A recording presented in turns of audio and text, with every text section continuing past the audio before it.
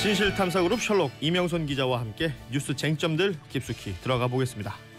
어서 오십시오. 네, 안녕하세요. 혹시 천안 가보셨어요? 천안, 네, 지하철 타고 지나간 것 같은데요. 지하철 타고? 네, 그렇죠. 무슨 지하철이 일이세요? 갈 수 있는 곳이죠. 아니 오늘 제가 방송 시작할 때 천안에서 우리 버스 승무원 네. 우리 기사님이 메시지 보내주셔서 소개를 해드렸더니 천안에서 문자가 많이 도착하네요. 많이 안준영님은 천안인데요. 도로가 젖어 있어요. 비가 왔군요. 김현수님도 천안입니다. 밤사이 비가 와서 도로가 살짝 얼었네요. 네. 그러니까 살짝 얼었다는 건 이거 블랙아이스 걱정하셔야 되고 교통사고 걱정하셔야 되니까 꼭 안전운행 하시기 바랍니다. 이게 천안에서 사랑받는다는 건 굉장히 의미 있습니다. 아, 그런가요? 예, 천안이 왜죠? 사통팔달이죠. 천안 삼거리. 네. 여기를 지나갈 수밖에 없는 수많은 차량들이 있을 텐데 네. 곤유부 103.5를 고정해 주시면 얼마나 고마울까요? 자, 천안에 계신 분들과 함께하고 있고 천안뿐만 아니라 전국에 계신 모든 분들과 함께하고 있는 곤유부 이명선 기자와 함께 뉴스 살펴볼 텐데요. 첫 번째 뉴스 시작합니다. 사흘 전에 우리 군이 일본 초계기가 우리 군함에 낮게 접근한 사진을 공개를 했죠. 그런데 일본 정치인과 전문가들이 이 사진이 조작 같다는 말을 잇따라 던졌습니다. 일본 사람들이 또 이 말을 인터넷에 퍼나르면서 갈등을 더 키우고 있습니다. 자, 한일 양국 간의 초계기 문제 갈등이 계속 심화되고 있다. 서로가 뭐 사진 보고 사진에 대한 해석하고 이야기가 다 다르고요.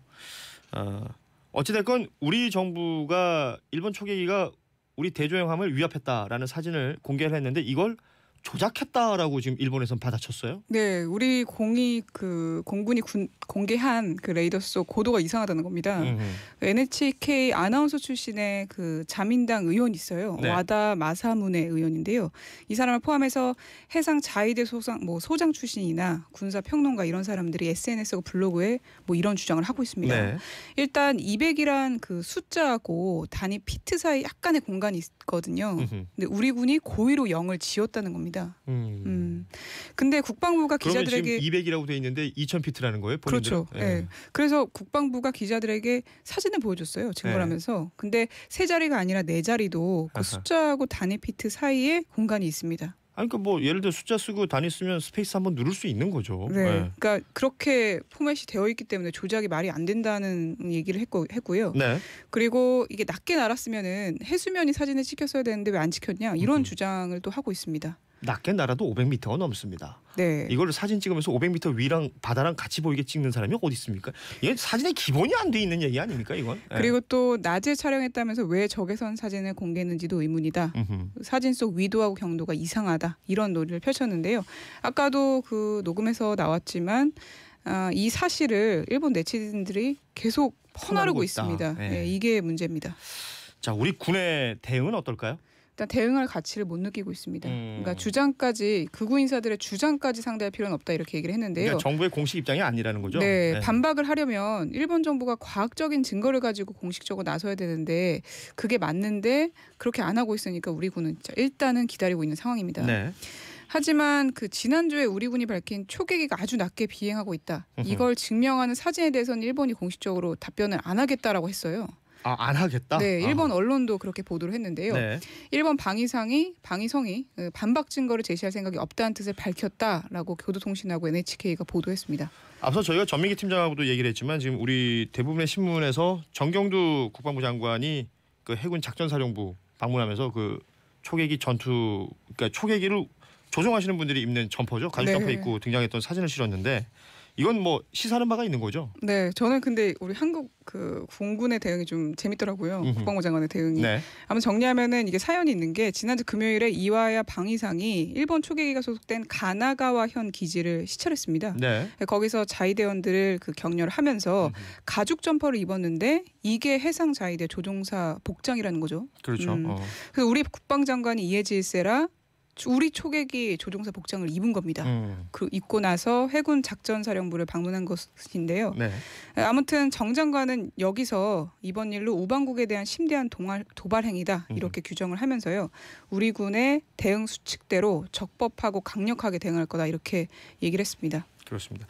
이런 가운데 지금 우리 해군 1함대 사령관이 일본 방문할 계획이 있었는데 이걸 취소했어요. 네. 어찌됐건 지금 한일 간의 군사교류 일정이 모두 중단될 조짐을 보이고 있는데 이 관련된 뉴스는 저희가 계속해서 발전되는 대로 전해드리도록 하겠습니다. 한일 간의 초계기 갈등 뉴스였고요. 다음 뉴스 이어가겠습니다. 구속된 양승태 전 대법원장이 검찰에 나가 비공개로 조사를 받았습니다. 재판에 개입하고 또 법관 인사에 영향을 끼쳤다는 혐의에 대해서 여전히 부인하고 있는 걸로 전해졌습니다. 양승태 전 대법원장이 구속 수감된 뒤에 지난 금요일 처음으로 검찰청에 호송돼서 조사를 받았습니다. 수용자 번호가 1222번 네. 1222 이게 가슴에 달게 됐는데 그러니까 검찰청 갈 때는 그래도 수의가 아닌 양복을 입고 갔다고 하더라고요. 네, 과거에 임종원 전 법원행처 차장이 수의 입은 모습이 노출됐을 때 법원이 난리가 났었거든요. 크게 반발해서 그걸 의식한 것으로 보이는데요. 네. 그래서 양 전 대법원장이 언론에 전혀 노출되지 않도록 했고 검찰 가는 모습은 볼 수가 없었죠. 네, 예. 그리고 정장 차림으로 조사받았다 이렇게 알려지고 있습니다. 그리고 네. 별도 차량으로 호송된 것으로 또 알려지고 있고요. 양 전 대법원장은 묵비권을 행사하진 않았어요. 그렇다고 혐의를 부인하던 태도를 또 크게 바꾸지 않은 것으로 전해지는 상황입니다. 근데 여러 얘기가 흘러나오고 있는데요. 저는 이게 가장 눈에 띄더라고요. 네네. 서영교 의원을 비롯한 여야 국회의원들의 재판 청탁과 관련해서는 자신은 전혀 모른다. 이렇게 자신은 전혀 몰랐다. 네, 진술했다고 합니다. 음. 그런데 검찰은 양 전 대법원장의 신병을 최장 20일까지 확보해서 수사할 수 있죠. 그렇죠. 기소 시점에 대한 예측이 나오고 있는데 설 연휴 지난 뒤에 구속 기한이 끝나는 다음 달 10일 이전이 될 것이다. 이렇게 예측이 많은 상황입니다. 자, 뭐 헌정사상 초유의 사태다. 뭐 이런 얘기를 우리가 계속 하고 있지 않습니까? 네. 전직 대법원장이 검찰에 호송돼서 조사를 받았다라는 얘기인데 지금 수용자 번호가 1222번.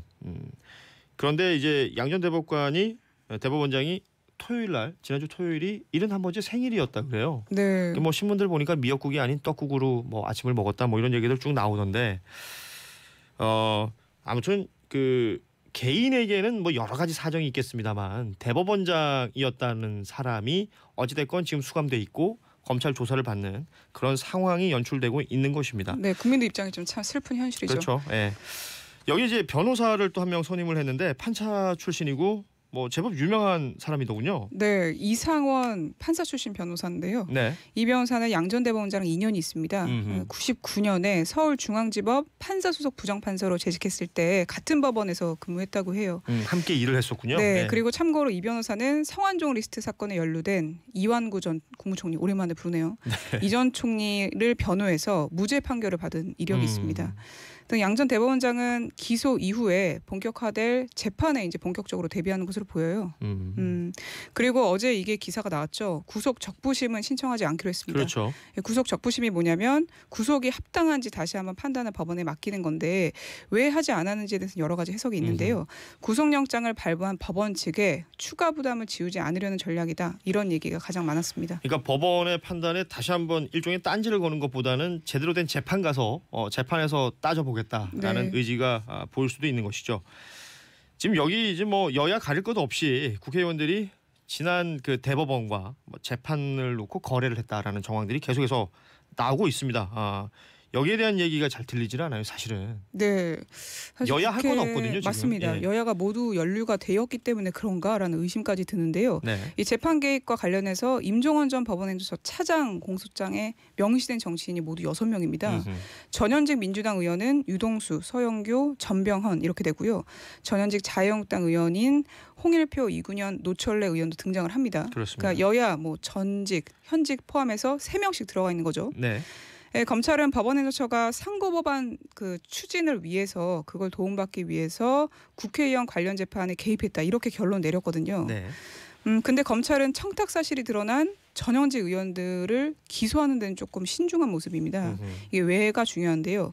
법원 일각에서는 법원 행정처조차 재판에 개입할 직권이 없어서 직권남용죄로 형사처벌할 수 없다는 주장이 현재 나오고 있어서 그렇습니다. 이 부분은 진짜 눈여겨봐야 됩니다. 왜냐하면 이 직권남용이라는 것이 이제 범죄죠. 죄이기 때문에 처벌을 해야 되는 것인데 이 사람들이 그 직권이 있느냐를 먼저 따진단 말이죠. 네. 예, 이게 지난번 그 국정농단 때도 이 얘기가 계속 나왔었습니다. 맞습니다. 그 지시를 내릴 수 있는 직권, 이 권리가 없기 때문에 직권남용이 성립되지 않는다라고 하면서 김기춘 전 대통령 비서실장 무죄가 됐었거든요. 맞습니다. 뭐 그리고 이명박 전 대통령도 사실은 이 부분에서 마찬가지였어요. 네, 조금 자세히 설명드리면 김 전 비서실장이 정경련을 압박해서 보수단한테 지원했다. 뭐 이런 혐의로 기소가 됐었는데 1심 법원은 직권남용 혐의에 대해서 무죄를 선고했어요. 그렇습니다. 그 이유가 말씀하셨다시피 대통령 비서실장은 정경련의 지시를 내릴 직권이 없다는 겁니다.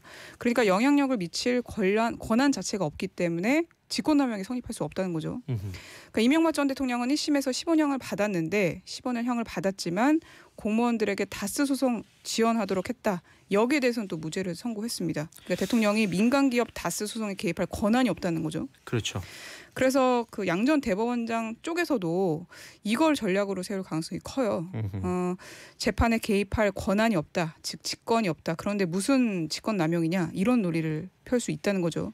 그러니까 정리하면 법원행정처에게도 직권 남용을 적용하기 힘든데 재판 개입을 청탁한 정치인들까지 직권 남용으로 기소하는 게 가능할지에 대해서 검찰이 신중하게 고민하고 있는 겁니다.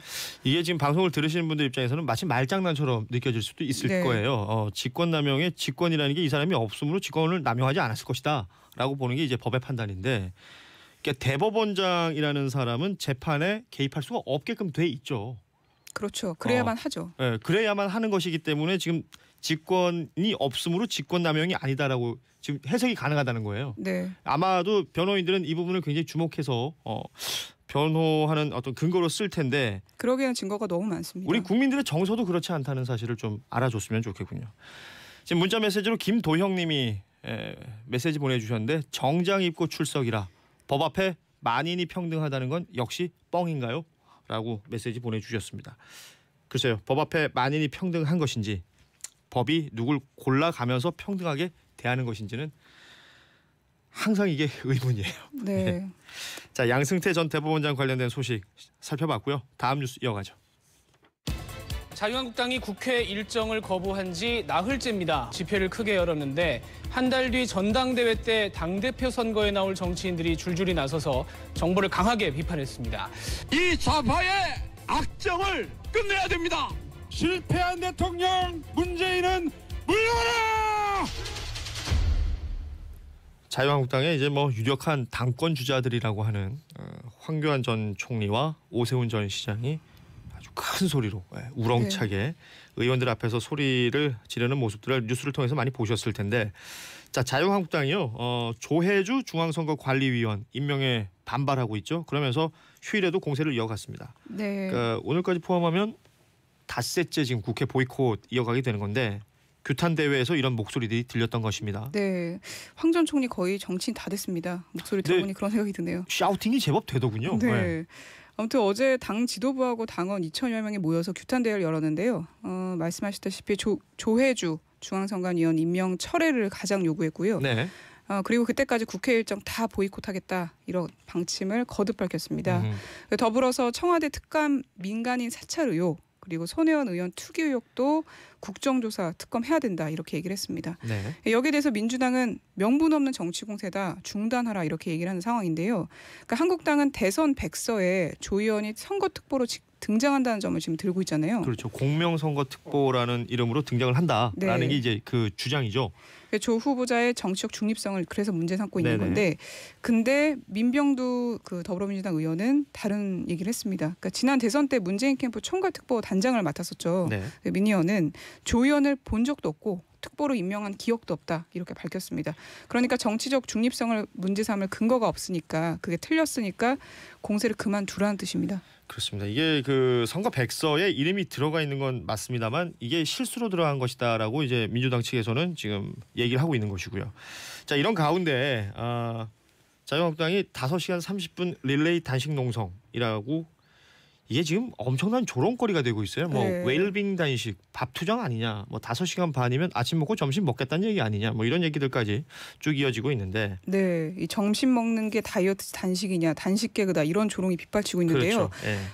보수 일간지도 예의 없이 비난하더라고요. 네. 오늘 중앙일보 사설을 보니까 굉장히 세게 비난을 했습니다. 사설에서 한국당이 국민들 먹고 사는 문제에는 안중 없고 자신들의 사활이 걸린 권력 다툼에만 올인하는 오렌지 웰빙 정당으로 비춰지고 있는 게 아닌가 이렇게 얘기를 하면서 고질적인 무개념이라고 사설 제목을 뽑았어요. 그러니까 자유한국당이 국회 보이콧에 나서면서 가장 중요한 건 2월 임시국회마저도 또 빈손 국회로 끝나는 거 아니냐는 거죠. 네. 그런 우려가 또 커지고 있습니다. 이게 사실은 지금 자유한국당이 해결하거나 아니면 참여해야 될 국회 일정들이 많습니다.